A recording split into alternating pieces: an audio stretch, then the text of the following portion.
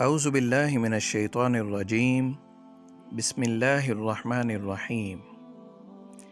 آج کی حدیث مبارکہ کا عنوان ہے وجوب جنت کے علاوہ ڈھیروں نیکیاں بھی۔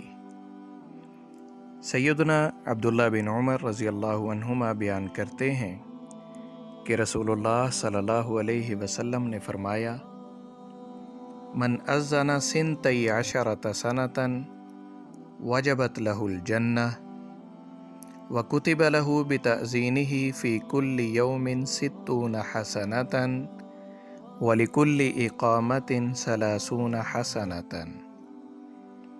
جو شخص 12 برس تک اذان دے اس کے لیے جنت واجب ہو جاتی ہے، اور اذان دینے کی جزا میں روزانہ اس کی 60 نیکیاں اور ہر اقامت کے بدلے میں 30 نیکیاں لکھ دی جاتی ہیں۔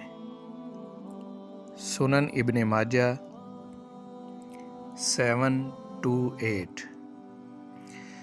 محض اللہ تعالیٰ کی رضا کے لیے 12 برس تک اذان دینا یقیناً ایک بڑا کٹھن اور مشکل کام ہے، جسے فقط وہی شخص انجام دے سکتا ہے جو کامل ایمان اور استقلال کے ساتھ اس کا ارادہ کر لے۔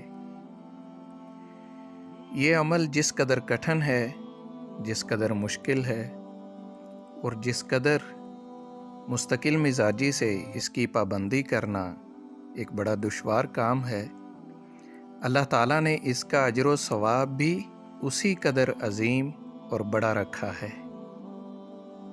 یہی وجہ ہے کہ مؤذن کے لیے اللہ تعالیٰ نے وجوب جنت کی بشارت سنا دی ہے، اور پھر اس کے علاوہ ہر اذان کے ساتھ 60 نیکیاں اور ہر اقامت، جسے ہم تکبیر بھی کہتے ہیں، جماعت شروع ہونے سے پہلے جو کہی جاتی ہے، اس اقامت پر 30 نیکیاں الگ ملتی ہیں۔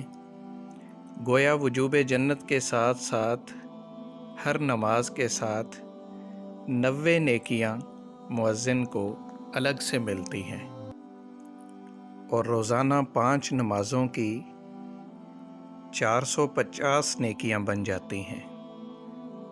اس کی اہمیت کو یوں سمجھیے کہ روز قیامت انسان کو نجات کے لیے ایک ایک نیکی کی ضرورت پڑ رہی ہوگی، اور ایک ایک نیکی تمام تر جہان کی چیزوں سے اہم ہوگی۔ تو ایسے حالات میں یقیناً مؤذن کے پاس نیکیوں کا ایک ذخیرہ ہوگا، جس کے سبب سے اللہ تعالیٰ اس کی نجات بآسانی ممکن بنا دے گا۔